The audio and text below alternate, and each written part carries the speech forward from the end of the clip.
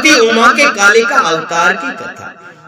समाधि और सुरत के समक्ष मेघा देवी का कृपा से मेदु केटो का वध प्रसंग सुनाना। ब्रह्मवेता श्रेष्ठ सूत जी, हमने आपके मुख से भगवान शिव की अनेक कथा सुनी,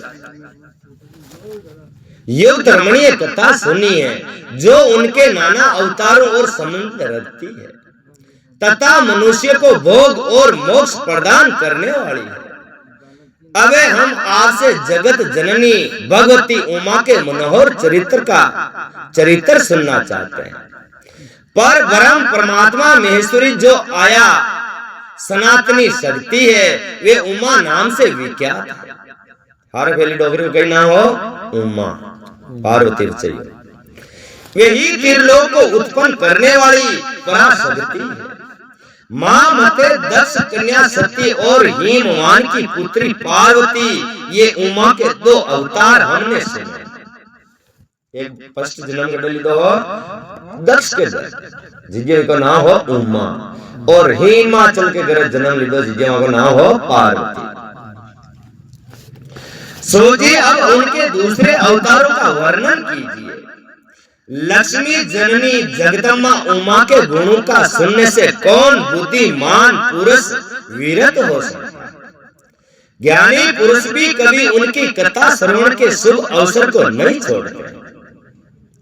सूत जी ने कहा, महात्माओं तुम लोग धन्य हो और श्रद्धा करते हो, क्योंकि परा अम्बा उमा के महान चरित्र के विषयों में पूछ रहे हो। जो इस कथा को सुनते और पूछते और बांचते हैं, उनके चरण कमलों की धूलियों को ही ऋषियों ने तीर्थ माना है। इस चरित्र ने जो पढ़े और सुने हैं, वहां को जड़े हुए हेर निकले नहीं, वहां की रजने भी ऋषि मुनि भी गंगा जी इन्ना आप हुनर आप जावानी जी गेला में नहीं तो संत है, पहचान जाइए वहां से आ रहा है।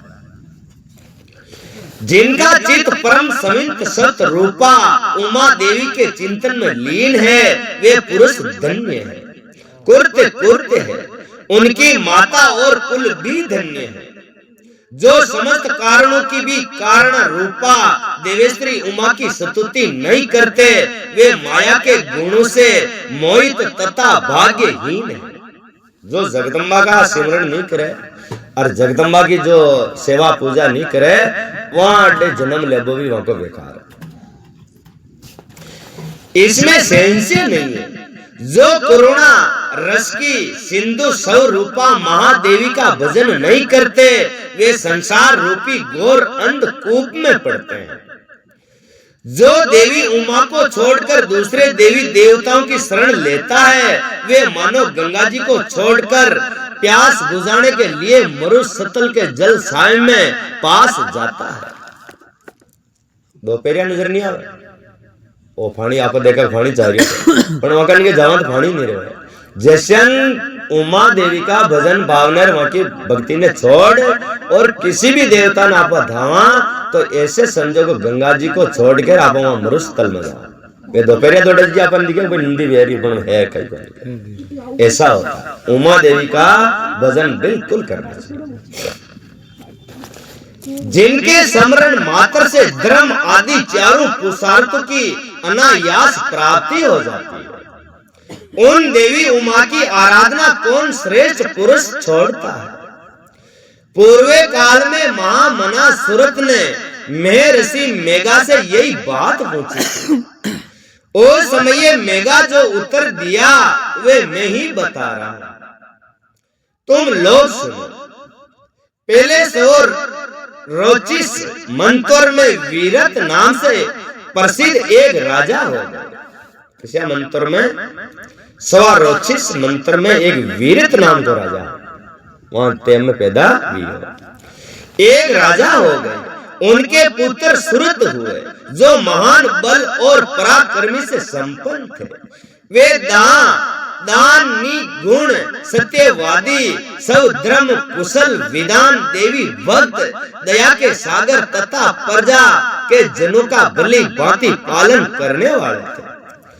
इंद्र के समान तेजवी राजा सूरत के पृथ्वी पर शासन करते थे। पूरी पृथ्वी वहां को शासन, वहां राजा को पूरी पृथ्वी, नागालैंड थिंगालैंड है नहीं, अमेरिका, ये सबको से एक था। सबसे बढ़िया ये समय 9 ऐसे राजा हुए जो इनके हाथ से भूमंडल का राज्य छीन लेने के प्रयत्न में लगे थे। 9 राजा जो का राज ने छीनने की कोशिश कर लिया। उन्होंने भोपाल सूरत की राजधानी कोल्हापुरी को चारों ओर से घेर लिया। उनके साथ राजा का बड़ा भयानक युद्ध हुआ। उन शत्रुगण बड़े प्रबल थे। अंत युद्ध में कुरपाल सुरती राजा जय हुए, पराजय हुए, मारने के बाद शत्रु ने सारा राज्य अपने अधिकार में करके सूरत को कोल्हापुरी से निकाल दिया। राजा अपनी दूसरी पुरी में आए और वहां मंत्रियों के साथ रहकर राज्य करने लगे। परंतु प्रबल विपक्षियों ने वहां भी आक्रमण करके उन्हें पराजित कर दिया।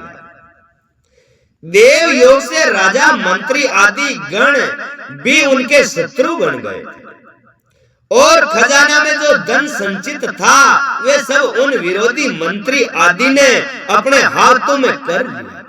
वहां का मंत्री फंत्री मान लिया भाई राजा तो कमजोर हो गया, तो वह वहां के नौकर चाकर वही चोरियां कर कर वहां के घर सामान ने एर ले दे।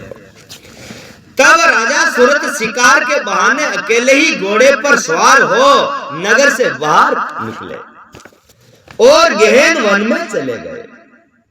इधर उधर घूमते हुए राजा ने एक श्रेष्ठ मुनि का आश्रम देखा जो चारों ओर फूलों बगीचों से लगे हुए होने से बड़ी शोभा पा रहा था। वहां वेद मंत्रों की ध्वनि गूंज रही थी। सब जीव जंतु शांत भाव से रहते थे। मुनि के शिष्यों पर शिष्यों तथा उनके शिष्यों ने उस आश्रम को सब ओर से घेर रखा था। महामते विपरवर मेघा के प्रभाव के इस आश्रम में महाबली व्याघ्र आदि अलग शक्ति वाले 9 आदि पशुओं को पीड़ा नहीं देते। उधर गया यार सब नाडर फाडर सब बेड़ी चलता। वो मेधा का वो हो तीर्थ स्थान, मेधा ऋषि को आश्रम हो जिका ऊपर डंडा डोर हाथी घोड़ा वगैरह नाडर सब बेड़ी चलता। कोई रोक टोक मतलब डरता को नहीं। एक वहां जाने पर मुनीश्वर मेधा ने मीठी वचन भोजन और आसन द्वारा उन परम दयालु विधान नरेश का सत्कार किया। एक दिन राजा सूरत बहुत ही चिंतित तथा मोह के वशीभूत होकर अनेक प्रकार से विचार कर रहे थे। इतने में वहां एक वेश्या आ पहुंचा। राजा ने उससे पूछा, भैया तुम कौन हो और किस लिए यहाँ आए हो? क्या कारण है कि दुखी दिखाई दे रहे हो? ये मुझे बताओ। राजा के मुख से ये मधुर वचन सुनकर वेश्या परवर समाधि ने दोनों नेत्रों से आंसू बहाते हुए प्रेम और नम्रता पूर्व वाणी से इस प्रकार उत्तर दिया। वेश्या बोला, राजन मैं वेश्या हूँ, मेरा नाम समाधि है। मैं धनी के फूल में उत्पन्न हुआ हूँ, परंतु मेरे पुत्रों और क्षत्रिय आदि ने धन के लोभ से मुझे घर से निकाल दिया। और क्यों मांगा तो मांगा घर का कूटर निकाल दिया। राजा क्यों माने तो मतलब राजा निकाला दूजा पर संतार घर के निकाल दे दो। क्यों लोगेर छोरा रहा जो दमेड़ियो जो भाई इन्हें तो भाग रे जंगल में आने पड़ियो। अंते अपने प्राप्त कर्म से दुखी हो मैं वन में चला आया।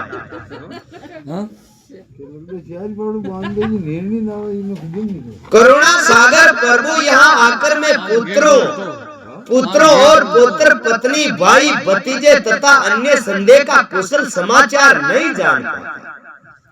राजा बोले, जिन दुराचारी तथा धन के लोभी पुत्रों आदि ने तुम्हें घर से निकाल दिया है उन्हीं के प्रति मूर्ख जीवन भांति तुम प्रेम क्यों करते हो? वाने लईने कहीं किधर उड़ा आ रही वो होश बना करता है। मारा घर का अक्ष नहीं है कि वो अक्ष नहीं तो राजा उन्हें क्यों कि थारा घर का थारा वो धन का चक्कर में आ और तने कोट पीट घरों निकाल दी दे जो थोड़ी खाने बाढ़ देखे उठे कहाँ जाके हो गया गरा दी दे। सजा सिमरण है। वैश्य ने कहा, राजन आपने उत्तम बात कही है, आपकी वाणी सांगृत है, तथापि सने पास में बंधा हुआ मेरा मन अत्यंत मोह को प्राप्त हो रहा है। इस तरह मोह से व्याकुल हुए वैश्य और राजा दोनों मुनीश्वर मेधा के पास चले गए। ऐसे बात करता करता कटे पर आ गया महाराज ने क्या गया, मेधा ऋषि होनी वहां अंधा तन के वे वैश्य सहित राजा ने हाथ जोड़कर मुनि को प्रणाम किया और इस प्रकार कहा, भगवान आप हमें दोनों को मोह पास से काट दीजिए। और क्यों माने हर गणी आ रही हर नफरी खत्म करो, इनपरी काटो ये मौन प्रो खत्म करो। कहा माँ के तो राजाना माँ का राज ने लूट ली दो, आज मैं तो हूँ आयु बड़े पाचे हर जरूर आ रही हर में जी हर मिनट में फ्री। और वो वैसे के माँ के घर का गढ़ गाड़ दी तो भी मैंने घर आ रही वो कहीं कर ये हर नफरी बैठता है। मुझे राजे लक्ष्मी ने छोड़ दिया और मैंने गहन वन की शरण ली, तथापि राज्य छीन जाने के कारण मुझे संतोष नहीं है। और ये वैश्य है जिसे क्षत्रिय आदि सब जनों घर से निकाल दिया है, तथापि उनकी ओर से इसकी ममता दूर नहीं हो रही है। इसका क्या कारण है बताइए। समझदार होने पर भी हम दोनों को मन मोह से व्याकुल हो गया, ये तो बड़ी भारी मूर्खता है। राजा क्यों नहीं इतना समझदार हो, इको जोत महल खाड़ियो तो हरारी वो कई करांदा था वे इको खीर की माने बताओ गेलो। ऋषि बोले, राजन सनातन शक्ति स्वरूपा जगदम्बा महामाया कहे गई है। ये मोह माया को कई नाम है माता जी, जो अग्निया माता जातला माता है ना, ये सब है जो दीकरी जत्री दिखे जो माया। दिखे सो अनात्मा, दिखे सो अनात्मा मिथ्या सुपन समान, देखे जो निज दृष्टा आत्मा साक्षी जान। और देख रहे जो तो है चेतन या दीकरी जत्री जो है माया। एवं माया है इकामी ने चेतन था, ये बोल रहा था मैं चेतन है रोकड़ो हो जाओ जी, मतलब मामू प्राण निकल जाओ ने तो हो जाओ जत्र हो क्या कौन है इतना मामू प्राण। वही सबके मन को खींचकर मोह में डाल देती है, पर वो उनकी माया से मोहित होने के कारण ब्रह्मा आदि समस्त देवता भी परम तत्व को नहीं जान पाते। ये माया का शाबू आपा भगवान को नहीं जान सकते, ठीक है। और भगवान है यो जत्रो भी दीकरीन चीज है या सब भगवान के अलावा कुछ नहीं। और आप ही हम जब वो तो देव जी का मंदिर, भैरव जी का मंदिर, ये तो नारायण जी, ये भैरव जी, ये शंकर जी, नहीं ये आप भ्रम, ये भ्रम जब तक नहीं मिटेगा जब आपा मोक्ष नहीं होगा। तो आप आए समझ तो बच्चा आप मिट्टी गोले बोली हरे नहीं देवर अपना देव सबके बराबर हो जाओ। आप भ्रांत रखा आपने मिट्टी गोले लाओ दुकान खुद ले जाओ घर है आपने थोड़ी थोड़ी गेला नहीं उठाने, जब तक भ्रम नहीं मिटेगा जब तक ऐसा होगा। फिर मनुष्य की तो बात ही क्या है, क्यों माया तो मतलब ब्रह्मा विष्णु मेष नहीं गली मतलब घुमा देवे जी, मनुष्य की क्या होगा है, ये क्या कर सकता है। इन्हें तो जाते जाते इसको हैंडल मोड़ो जो ऐसे उपजाड़ कर वो जाए ऐसे को कर दो इन्होंने। वे परमेश्वर ही रज सतव और तम इन तीन गुणों का आश्रय ले समय अनुसार संपूर्ण विषय की सृष्टि और पालन और सहार करती है। नृप श्रेष्ठ जिसके ऊपर वे इच्छा अनुसार रूप धारण करने वाली वरदानी जगदम्बा प्रसन्न होती है, वही मोह के घेरू से लांग जाता है। माता जी जो अपना राजी भेजानी तो बच्चा आप मोह माया में वो खुद ही कहते बात चल छोड़ दे तेरे को, तो बच्चा छोड़ गए तो वह कहते थने ने छोड़ तेरा आप छोड़ गए वो ऐसा ए भैया लुगाई कहते थाने ने छोड़ दे तो कई करे खड्डा केतली खड्डे। राजा ने पूछा अरे देजो थाई केतली यार सब रिकॉर्ड जाओ यार कान गिन गन बच्चा वो वहां का मैंने के एक कोई बोल रहा केतली आला के कई बंदा गोद रिया। राजा ने पूछा मुनि जो सबको मोहित करती है वे देवी महामाया कौन है। ऋषि पूछो जिसने मोह माया में डाले नहीं वहां खोई है वहां मैंने बताओ, और जी किस प्रकार उनका प्रादुर्भाव हुआ ये भी कृपा करके मुझे बताइए। ऋषि बोले जब सारा जगत एका वर्णन के जल से मगन था और योगेश्वर भगवान केशव शेष की सैया बिछाकर योग निद्रा का आश्रय ले शयन कर रहे थे। उन्हीं दिनों भगवान विष्णु के कानों में मल से दो असुर उत्पन्न हुए। या धरती मतलब हेवनी पड़ले हुए जिज्ञे में एक सुमेर पर्वत पे कुबेर ऋषि रहे। कोई रहे सुमेर पर्वत पे कुबेर ऋषि रहे। भगवान वो डूंगर के सब ऊंचो ये अपने जितनी भी धरती है नहीं बादला का डतरो वो डूंगर है। वह ऋषि ने अंदर था फाणी पावे बरका कर कर क्या वाना फाणी पावे ठेठ उल्टा डूंगर का उल्टा जा वो ऊंच पिए मतलब आवे ना फाणी जिज्ञे ऊंच पिए दूसरी ओसन निकले वो ने पानी पाव जा पे सब मर जा और मर जावा तो फचे यहाँ का भी बछोड़ा कोई रहे ब्रह्मा जी और विष्णु जी बछोड़ा रहे और एक वो सुमेर पर्वत पे कुबेर ऋषि रहे दूजी धरती पूरी लोप वे जावे फचे विष्णु भगवान भक्ति कर विष्णु भगवान भक्ति की दीजिए कानड़ा मीनू दो निकलिया रात का मतलब आपने कानड़ा भेवनी दो टपका पिड़ा जी का खई निकल गया बद्दू और केटा दो राक्षस पैदा हुए। विष्णु के कानों के मल से दो असुर उत्पन्न हुए जो भूतल तल पर मद्दो और केटो के नाम से विख्यात है। वे दोनों विशाल काय घोर असुर प्रलय काल के सूर्य की भांति तेजस्वी थे। उनके जबड़े बहुत बड़े थे। उनके मुख दाढ़ू के कारण ऐसे विकराल दिखाई देते थे मानो वे संपूर्ण जगत को खा जाने के लिए उगत हो गए। उन दोनों ने भगवान विष्णु की नाभि से प्रकट हुए कमल के ऊपर विराजमान ब्रह्मा को देखकर पूछा। वे उड़ून निकले और ब्रह्मा जी ऊपर ने नाभि कमल में से कमल निकले। विष्णु जी हो जावन नीचे नीचे जार जिजे वहां के कमल इकम नाभ मीनू नहीं मीनू एक कमल निकले वो फाणी के सेट ऊपर जा रहे वहां ने पोका ऊपर ब्रह्मा जी पैदा हुए। वहां ब्रह्मा जी ने मद्दू केटो राक्षस जा और भगवान ने कई पूछे देखा उसको पूछा अरे तू कौन है? ऐसे कहते हुए उन्हें मार डालने के लिए उगत हो गए। ब्रह्मा जी ने देखा ये दोनों देवते आक्रमण करना चाहते हैं और भगवान जनार्दन समुद्र के जल में सो रहे हैं। ओके भगवान तो उठता और ये दो ही मारूं बाता एक बात आगे तो मारो बकई ये यार क्या ब्रह्मा जी मौका साहब ऊपर निकले।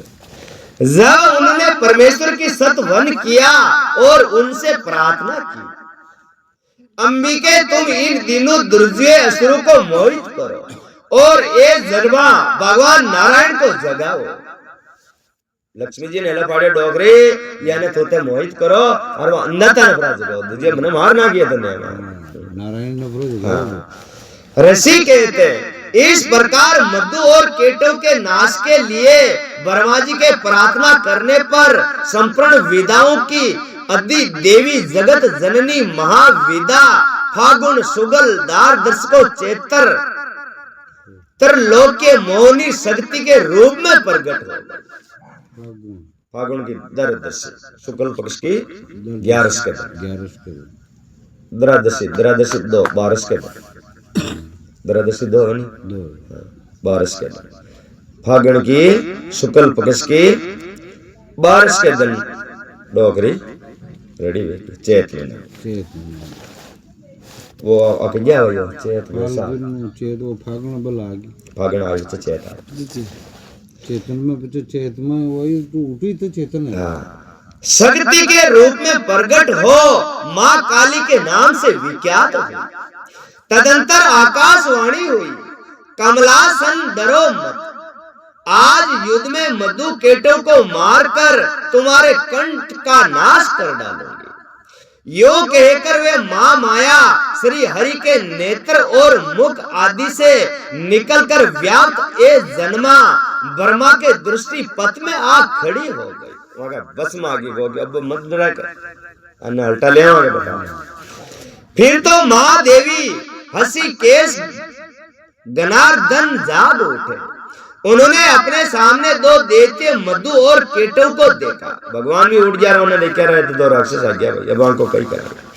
उन देवतियों के साथ अद्भुत तेजस्वी विष्णु का 5000 वर्षों तक बहुत युवा कितना हजार वर्ष तक 5000 5000 वर्षों बत्ती को बत्या था देखाड़ी खोलने वैसे बत्ती बत्या था यहाँ बस भीड़ था। तब महामाया के प्रभाव से मोहित हुए उन श्रेष्ठ दानों ने लक्ष्मी जी से कहा तुम हमसे मनोवांछित वर ग्रहण करो। मैंने कही कि वो 5000 की बातें आ गया नहीं 5000 साल जीजे मधु और केठो दो राजी वे जा राजी वेर क्यों अने भगवान ने क्यों बोलो के था के फिर साव मैंने राजी है जाते छाव जी था ने मल्ला के भगवान मारबल कला हो नारायण बोले यदि तुम लोग प्रसन्न हो तो मेरे हाथों से मारे जाओ। वो क्यों राजी था ने गया ने तो तू ही मारा हाथों पर मरोगे सीधा राम लो आज जाके मर जाओगे। हाँ वही सोचन कोई सारे और वो कहीं नहीं चाहोगे। नारायण बोले यदि तुम लोग प्रसन्न हो तो मेरे हाथों से मारे जाओ यही मेरा वर है इसे दो मैं तुम दोनों से दूसरा वर नहीं मांगता। ऋषि कहते इन असुरों ने देखा कि सारी पृथ्वी एकाकरण के जल में डूबी हुई है तब वे केशव से बोले हम दोनों को ऐसी जगह मारो जहाँ जल से भीगी हुई धरती नहीं हो। वे क्यों धरती तो आगे डूबी वाली बार पानी पानी में कहीं है कौन कहीं तो याने सीखे दो के पल्ले पानी नहीं जड़े मारना था उठे पानी नहीं वजह तो मारो जड़े फूका जड़े मारोगे मैं अच्छा मत मारो।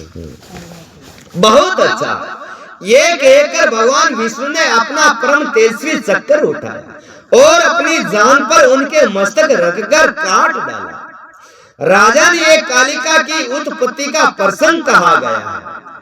मां मते अब लक्ष्मी के प्रादुर्भाव की कथा सुनो।